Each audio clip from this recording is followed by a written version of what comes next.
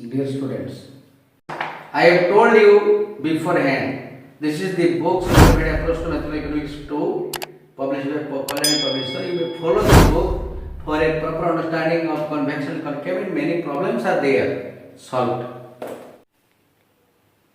Dear students, this is your plus 3 first year, second semester Mathematical Economics 2, concave and convex. In the last two classes, we have read this topic about optimization maximum and minimum. We have explained first order derivative condition and second order derivative condition for maximum and minimum, and also its applications. You may go to my description for last two video. Now we will go to concave and convex. I have told you that in optimization we do not have only maximum or minimum. There is also another problem of inflection. Inflection gives us convexity and concavity of the function. Look at this. Non-linear function I have written here. Mostly concavity and convexity is found in non-linear functions. In the function in which we find the exponent or the power of the variables is more than 1, 2, 3, 4, 5 like that. And before explaining the convex and concave function, we must have a knowledge about convex and concave set. I have drawn two diagrams here. Look at this. A line segment AB I have drawn within a circle, within a set. If a line segment is found within a set, it is called concave set, convex set, convex set, and if the points are not within that set, that means a part of it is outside this set, we find that it is a concave set. So convex set is within the set, concave set is somewhat outside of the set. Now we will go to the explanation or the meaning of convex and concave function. Look at this figure. This figure shows this is a curve. A point, a function, any point of the function is called concave upward if the line, the slope of the curve is below the curve. That means the part of the curve above the slope line CD, we find that it is a concave upward. And also look at this. This is a curve. The curve segment, we find that it is below the slope line AB. So any point of the curve below the line segment, below the slope, we consider as concave set, a concave downward. But inflection is a point we find it is intersecting the curve. In concave and convex, we do not find any intersection, but the point of intersection of the curve we find it called as convex, it called as inflection. So in this curve, finally we conclude that any part of the curve which is found above the slope line is concave upward. Any part of the curve found below the slope is called concave downward. And point of inflection is a point where we find that a line segment is cutting or intersecting the point. Look at these four figures here. The above two figures I have drawn here is concave upward, or we may call it convex downward, because the line segment or the slope we find here, I have drawn these two slopes here, these two slopes here, and the curve is found above this line or this slope. The slope is this, the curve is above. The slope is this, curve is above. The slope is this, curve is above. Slope is this, curve is above. So, as we find here, the slope is below, curve is above. The slope is below, curve is above. It is called concave upward. This is upward, this is also upward.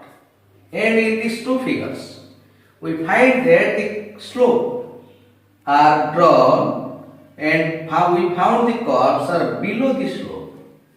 Here also the two slopes are there and the curve is below the slope. So it is called concave downward. Look at this. The curve is below the slope. Here also the slope is above, the curve is below. The meaning of the concave set or convex set we can find out by taking convex upward and concave downward. The function which is concave upward is called convex downward, and the function is concave downward is convex upward. And we can define that any concave upward set means, or any function is concave upward when the line segment is below the curve and the curve is found below the slope line, we find the concave downward. Now, the figure I have drawn here for economics. Look at this. This is a total product curve. And we use labor here. Total product curve we find. The total product curve is rising up to point of inflection. Then it rises but slowly. So we find that there is two part of the curve. One is concave but upward, another is concave but downward, and this is the point of inflection we find in economics total product curve. So also in case of total cost curve, we find that the curve is first concave downward, it is going up and down, then it is rising, so it is called concave upward, and the point here is called point of inflection. Combining these things, I can conclude one thing from that for your proper understanding. That is, for example, indifference curve. For example, indifference curve. Y, X. This curve is, there are two slopes I have drawn here. Likewise, I take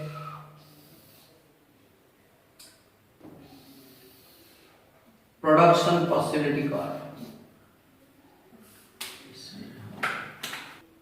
Total product curve. The production possibility curve. PPC. And I found that this is a slope.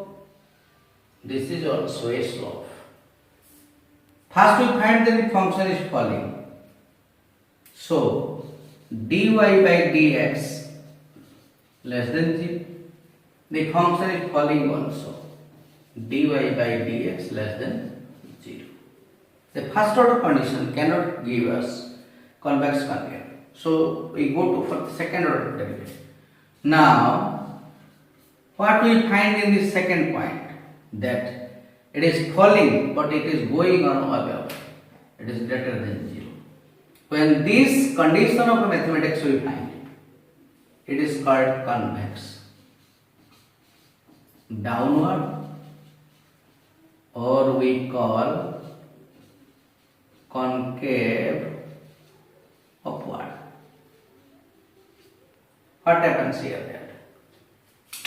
The function is first order derivative falling, the curve is falling, and second order derivative what we find here is also falling here, because the curve is going like this.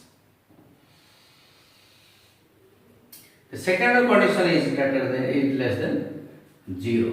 It is the case of concave downward or convex upward.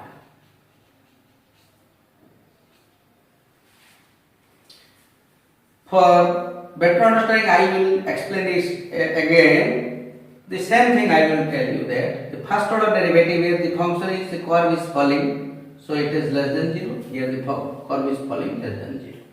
But what happens that the curve is falling and again is going upward, so it is greater than 0. But the curve is falling and falling, so it is less than 0. When we find that this is the case, we find it is concave downward, convex downward, and we will find like this, we will find that it is concave downward or convex upward. So we have explained that first order derivative dy by dx greater than 0 means the function is rising. Dy by dx less than 0 means function is falling. So we find the first order derivative is rising and falling, but the second order derivative gives us the nature of the falling and rising, that is convex or concave. When greater than 0, we call it concave upward. When it is less than 0, it is concave downward. This is the theoretical explanation of convexity and concavity. We can have a diagram, we can have a table for these all explanations I have given you. Look at this. I have drawn 4 figures. Just before this curve. What are these curves? These curves are like this, and this. And I told that these are 2 concave upward. These are concave downward. These 4 figures, it is rising and concave upward. This is falling and concave upward or convex downward. This is our indifference curve. And this curve is rising, but it is concave downward.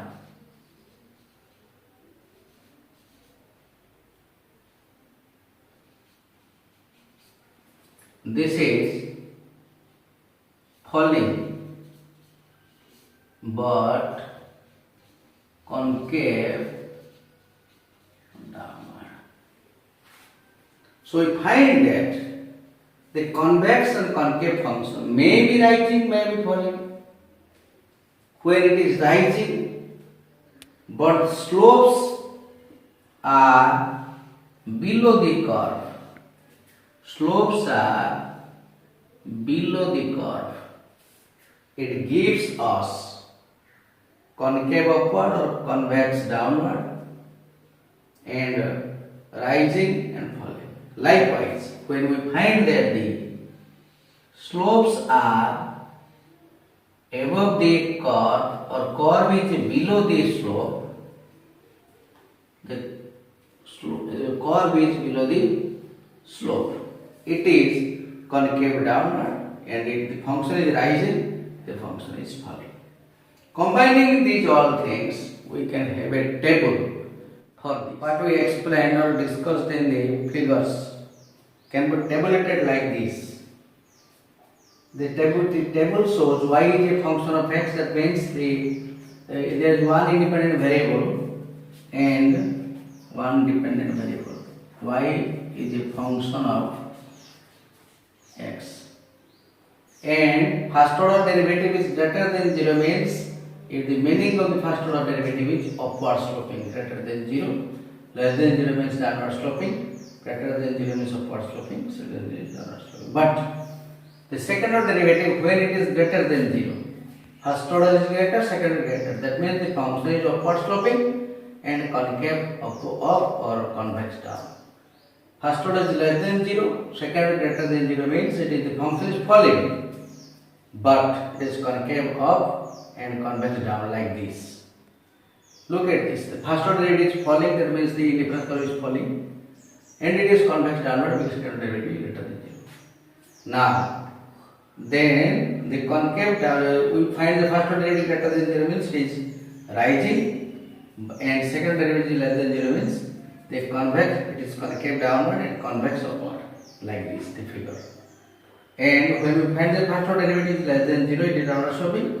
Second derivative is greater less than 0 means it is falling. I have explained you that. Indifference curve is falling, then it is upward, so it is greater than 0. So first order is less than, second order greater than, it is convex down. It is our indifference curve. Production possibility curve here, we find that first order is falling, second order is also falling. So less than and less than, it is production possibility curve is convex downward. Look at this. Another concept we find that strict convex or strict concave or strict only concave, only convex. Simple convex concave and strict convex concave. Whenever we find that these conditions are only greater or less, we call it strict. When it is greater than equal or less than equal, we find it as the concave or convex.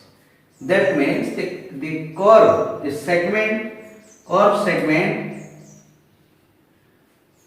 the curves are called strict convex concave, but this line, look at this. This figure, this line is here. We find that this point, this part,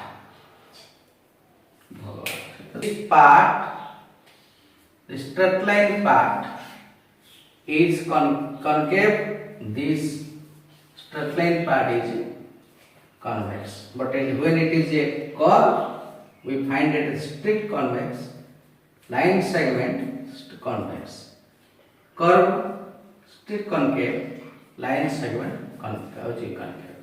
Now, having explained the meaning, condition and diagrammatical representation of the convexity and concavity, we are in a position to have a problem on convex or concave. Look, the problem I will take y equal